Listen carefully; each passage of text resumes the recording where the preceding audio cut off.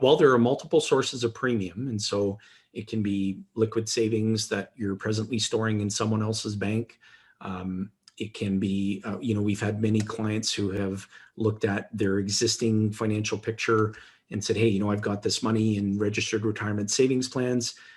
Maybe it might make sense for me to strategically melt that RSP down, move it from a forever taxed environment to a never taxed environment.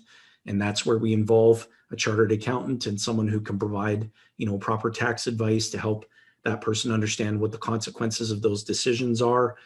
Because we're not tax professionals, we don't provide tax advice. We involve the good guidance. We have a chartered accountant by trade as an extension of our team, who's available to participate in those discussions. People are utilizing, net realizable equity from the sale of real estate or from, other assets. And so there's a wide variety of potential sources of premium. I hope that helps. This is an exercise in imagination, right? Because you're already spending all of your financial resources on the things that you believe are important. And so the money has to come from somewhere, and it's already there. It requires a change in priorities.